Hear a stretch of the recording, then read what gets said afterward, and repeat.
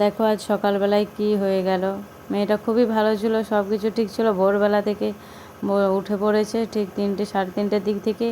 বলে মানে যেমন জ্বর এলে যেমনই হয়, তারপর মাউস ফুলছে হঠাৎ করে। কালকে রাত্রে কিছুই ছিল না, যেমন ভালো বাচ্চা।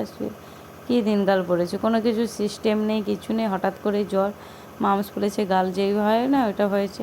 হ্যালো বন্ধুরা, welcome back to my channel Madhumita ব্লগে সবাইকে ওয়েলকাম। সবাই কেমন আছো? ভালো আছো? আশা করি সুস্থ আছো। আমিও খুব ভালো আছি, কিন্তু এখন বর্তমানে ভালো নেই একটু। মেয়ের যেহেতু জ্বর, হঠাৎ করে সকাল থেকে কেমন ভোর থেকে জ্বরটা হয়ে গেল। ওর জ্বর হওয়া মানে আমারও বেশি পরিশ্রম, ওকে নিয়ে সবসময় থাকতে হবে। তারপর ভিডিওটা দেখতে থাকো। সারাদিনের ডেলি ব্লগ তোমাদের সাথে শেয়ার করছি, আস্তে আস্তে করব প্রতিদিন। কি হয় না হয়, দেখো ফ্রেশ হয়নি, তার আগে মেয়েকে ওই থার্মোমিটার দিয়ে দেখে নিয়েছিলাম কতটা জ্বর হয়েছে, কী বৃত্তান্ত। এবার ডাক্তারকে ফোন করবো, যেহেতু আমাদের এখানের ওকে তো দেখায় না কাউকে, বাবাদের ওইখানেই দেখায়, তাই ওইখানে ডাক্তারকে ফোন করবো বলি আর একটু বেলা হোক, নাহলে ডাক্তার উঠেছে কি না তার তো ঠিক নেই।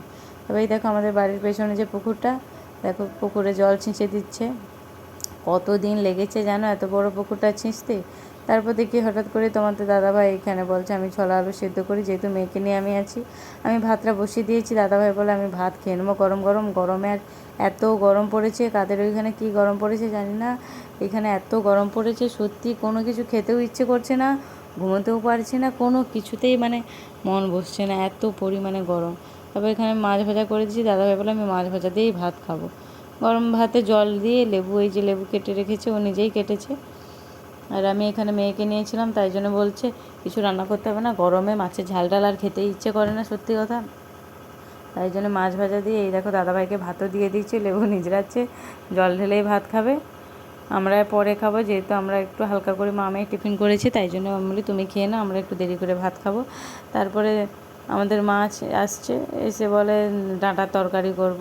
গাছেরই নিজেদেরই আমাদের ডাঁটা হয়েছে, জানো এই ডাঁটা গাছটা এমনি এমনি হয়েছে, এত গাছ হয়েছে, পাড়ার অনেকেই নিয়ে যাচ্ছে খাচ্ছে, এত পরিমাণে এমনি এমনি যা বৃষ্টি হয়েছে গাছ এবার বিচে পড়েই হয়েছে। এই যে লাউটা মানে ফেলানো হয়, সেই গাছটা তা মা বলে একটু ডাঁটা করি, তাহলে গরমে ভালো লাগবে, ডাল দিই বলে মা করছিলো। এই দেখো মেয়ের আবার জ্বর এসেছে, 103, 100, 3.5, 2 এইরকমই জ্বর, কমছেই না। চুপচাপ শুয়ে আছে, ওর বাবা কী বলছে শুধু, আমি পাখা চালিয়ে, এতটাই গরম পরিমাণে।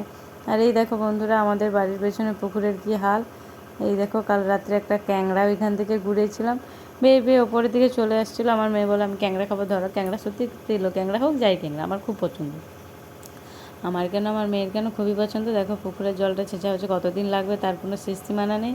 আমাদের একটু জলের প্রবলেম হবে, কারণ পুকুরে ধুয়ে কাচাকুচি থেকে সব কিছু, যারা পুকুরে ধুয়ে ধুয়ে অভ্যস্ত তো ট্যাঙ্কির জলে ধুতে পারবো, কিন্তু পুকুরের জলে ধুয়ে খুবই ভালো লাগতো। তারপরে দুপুরে খাওয়া দাওয়া করে ঘুম থেকে উঠে এই দেখো একটা পাশের বাড়ি একটা ছেলে, ওকে খুব লাগায়, ওর মা আর ও আসছে গল্প করতে। আমরা পেছনের ঘাটে এদের শাশুড়ি, আমি, আমার যাও বসে আছে, যাকে ক্যামেরাতে নিচ্ছি না, আসতে লজ্জা পায়। এই দেখো আর ওই ওই ভাইটার মা ওই বেঞ্চিতে বসে আছে। ওই দেখো পুকুরটা কত জল, এত পরিমাণে গরম, পাখার স্ট্যান্ড পাখার বাতাসও গায়ে লাগে না। এবার সবার কি আর এসি এইসব বসানোর ক্ষমতা থাকে? তাছাড়া এইসব নয়। এই সন্ধ্যাবেলা আবার মুড়ি দুটো খেয়ে নিচ্ছি এবার টিভি দেখতে দেখতে। ভিডিওটা কেমন লাগে অবশ্যই তোমরা শেয়ার করো, সাপোর্ট করো, পাশে থেকো, সুস্থ থেকো।